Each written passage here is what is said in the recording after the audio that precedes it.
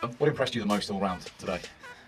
Again, the desire and the energy that we put right from the beginning in the game.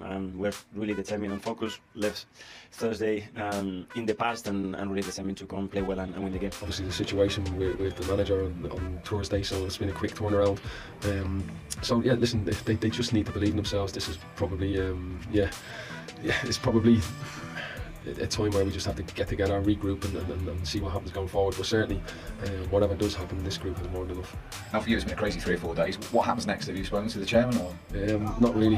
Like I said before the game, our only focus was on preparing the team for this game. So, like I said, I don't know what's next. 4 goals, 8 points clear. How nice a feeling is that going into the international break? Yeah, it's very good, especially the way we played in the last few weeks and the results that we picked. And now, unfortunately, we have to stop. We need to continue. You know that it is going to be a really long fight. So just finally, in your words, you've got 10 more cup finals, but psychologically, just to do that to City? No, we've got the next one. We've got Leeds next, and that's it. And we put the clock there. Magnificent win for Arsenal. Delighted to say that the star man, Bukayo Saka, is straight out of the dressing room to be with us here on Match of the Day 2. Bukayo, congratulations. Fantastic performance. That dressing room must be absolutely buzzing. Yeah, thank you very much. Yeah, everyone was buzzing. We've won 5 games in a row now and 8 points at the top going into the break, so we're really happy with ourselves. Yeah, psychologically, you must be thinking this is your year.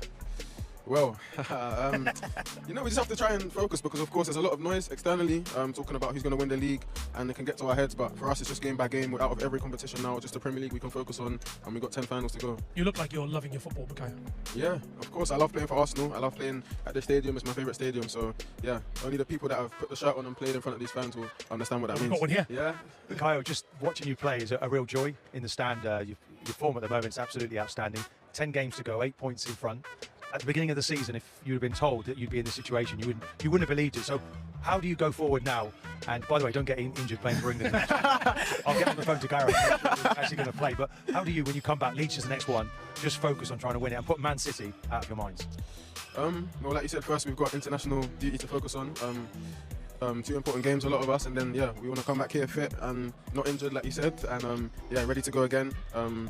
Yeah, Leeds is the next one, so I'm sure, you know, Mikel, the coaching staff, they'll prepare us, and yeah, when we get back, we're going to go again full gas to win that game. Bukayo, I think you're the first man now to get double figures for goals and assists in the Premier League. Obviously, you must be delighted with that. But any worries about the Player of the Season award at the end of the season? Because as good as you've been, there's so many contenders, I think, and it maybe just shows how good this Arsenal team are playing.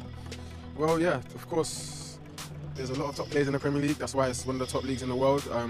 And yeah, I'm not really focused on that. I know you know what I'm focused on. So, yeah, I'm focused on something else. So yeah, if I can achieve that, I'll be over the moon. You're playing so well as a team, and there's, you know, the likes of Odegaard, Martinelli, like the progression of you young players this season has been tremendous. What's that been down to? Is it your own mindset? Is it obviously the coaching, Mikel Arteta, the job he's doing with you?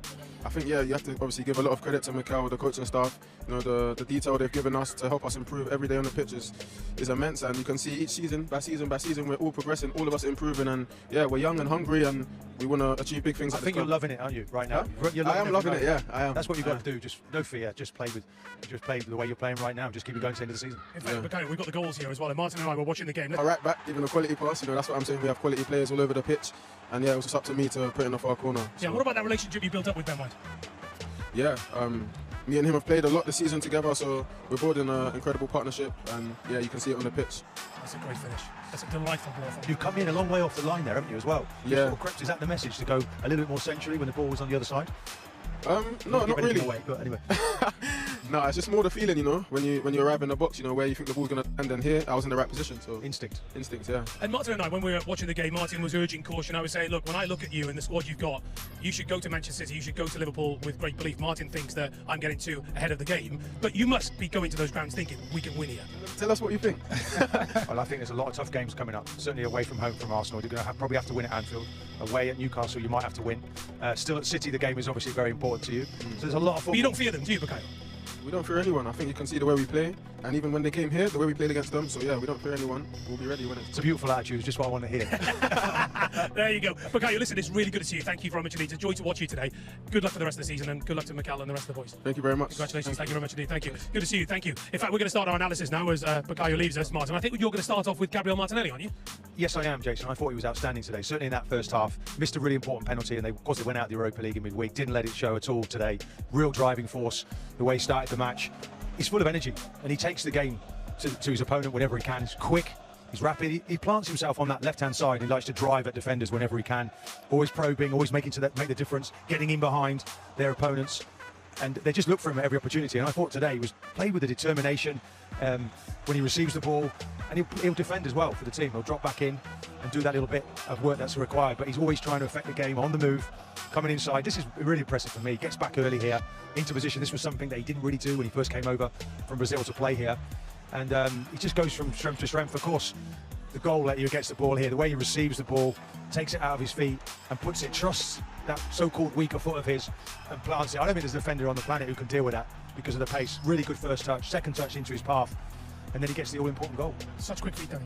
Yeah, I think as a defender there, when you're up against a player that can go either way, it's almost impossible to defend against. And I think you look at the progression of Martinelli in and around the final third, his decision making has got so much better, always chooses the right option now, when to pass, when to shoot, drags that onto his left foot, and it's a fantastic finish, goal of real quality. And then, Martin, you've got Gabriel Martinelli on one side. On the other side, what a nightmare for Palace, you've got Ben White and Bukayo Saka. Yeah, I felt sorry for Mitchell, the fullback, the amount of times these two. I mean, Ben White, another player, disappointment this week, not named in the England squad again. Doesn't let it show. I thought his weight of passes today just kept sort of tickling the ball into the path of Saka. And then Saka was, well, we know he's immense, but he does need good service, and he really gets that today from Ben White. This one here returns the compliment. Saka, and Ben gets down that side. We don't talk about him so much. It's all about Zinchenko, sort of tucked in, inverted fullback. This is really clever, the way he anticipates. Look at this ball he plays here, just tickles it inside. Again, goes to the far post. These three players involved, the two wingers we know, they're exceptional young talents, and it just keeps getting better. I mean, Saka is a player that just keeps taking the game to you. He doesn't stop moving. Lovely little ball again. And look at that, time and space. He makes it look really easy. I can tell you, that isn't. And this really, I think, is the icing on the cake. This is an embodiment, really, of what's running through the team right now. That determination, willingness to tackle. Look at him coming here, Ben White. And there's the two there together. Xhaka, who gets his goal eventually. I think these two have been really outstanding. And also, that is exactly what fans love to see. And the other thing that impressed us all today was just how elegant they all are on the ball, Danny. They're well drilled, you know, well coached by their manager. Everybody seems to understand their roles and responsibilities in and out of possession.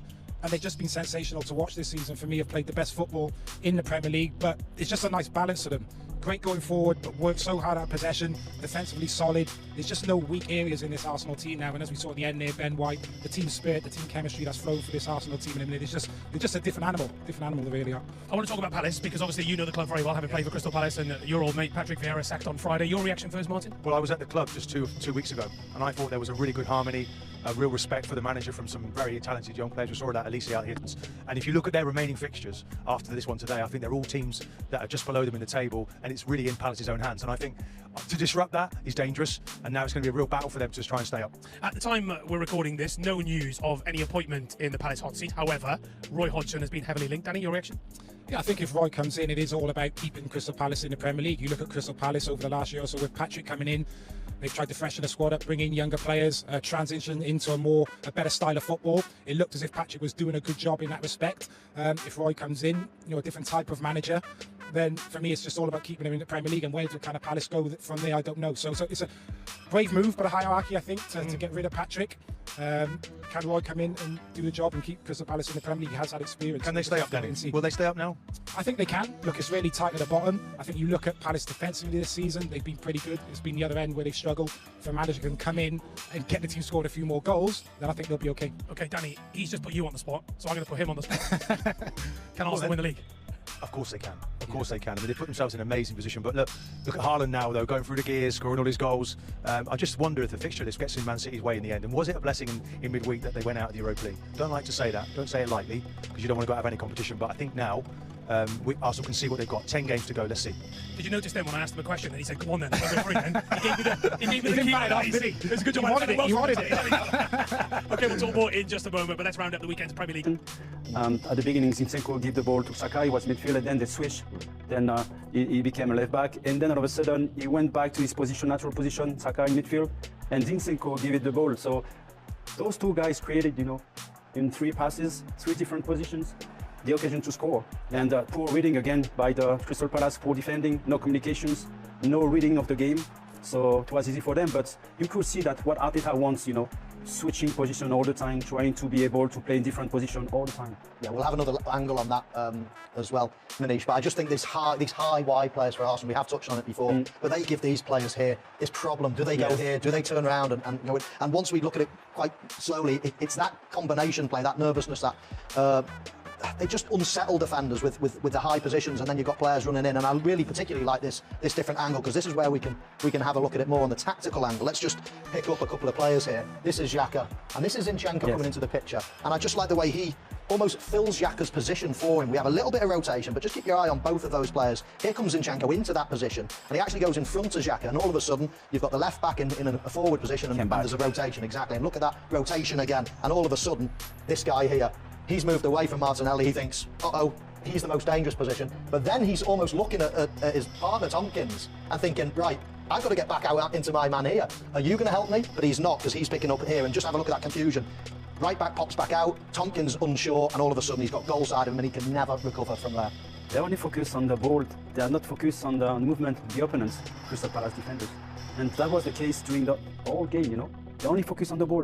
When you look at the goal they conceded, they were more than players than Arsenal, but they were only focused on the ball, never focused on the movement of the opponent. Yeah, we have no look at that. Yeah, it's great. But let's point out as well, it's the Arsenal rotation that provokes that lack of focus, that misunderstanding. It gives people problems what to do. And when it's happening quickly, then it's very, very difficult to defend. So yes, we can pick holes in it, but Arsenal are contributing to the fact that they're confusing every defence that they play at the moment. It's fantastic testament, of course, to the process to which Mikel Arteta has often alluded to in his 3 years.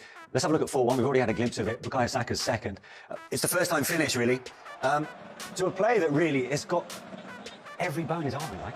I think so. I think I'm particularly interested and impressed with this finish, because the ball actually comes quite quickly at him. Normally that's a softer pass to hit it first time. So as it comes across, I'm thinking he's going to take a touch. And to be able to keep that one down when the ball is flying at him so fast, I think it was a fantastic finish. Yes, and I think that's going to be good for the Tierney confidence. Yeah, absolutely. Yeah. Let's have a look at it in a little bit more detail, Manu. Again, Arsenal probing, provoking around the edge of the box. Tierney in all this space down here. But we get to a stage whereby he gets the ball and he's got a couple of options where to cross it. They're so confused, you know, Crystal Palace, by the movement of Arsenal players. Yeah. What are his options here? We've got a cross, maybe in here. Yes, probably. Yeah, or he just thinks to yourself, he lift his head. Exactly. Have you got the vision to be able to do that? I do as well. Just want to pause it there, because this play in here. Just take a look at him. Gabriel Jesus, yeah. I think he's the one offside. In an offside follow the rules. Absolutely. He was just in front of the goalkeeper. For me, this goal should not be allowed. You don't think it should? Well, and I only mention it, Manish, because this is the angle that shows whether he's in the line of vision of the goalkeeper or not. And when he strikes it there, I think it's very hard to say that he's not. And I'm surprised. The rules, no, right? Yeah, I'm surprised that one was given. But hey, it didn't affect the result at the end of the game. It was always going to be 3 points for Arsenal. Yeah. Was that as comfortable a victory as you could have hoped for from an Arsenal's perspective? Because when you heard that Saliba was injured, yeah, I was not very confident with Rob Holding. He did a good game, a decent game, but on top of it, Crystal Palace were not very dangerous. They were in danger the first 5 minutes of both halves, but afterwards, you know, it was this is it. I think there were no reaction. What is the point of sacking a manager 2 days ago? And then when you look at the reaction and when you look at the behavior of players, look at that on the replay. They're all looking at their shoe. There is no communication between them. There is no fighting spring back, you know, on the pitch. So I was expecting something different, especially for a team that's fighting against relegation. Yeah. Do you agree, Michael? Yeah. Listen, there's put it this way, there's no improvement since the error was sacked. And as I said before the game, I'm very, very surprised. I don't think that. In fact, I can't remember a game that conceded 4 goals in recent times. Yeah, just over 2 months ago. Yeah, exactly. And I never saw Patrick Vieira teams getting beaten badly like they did today. Yeah. Okay, and it leaves Crystal Palace still looking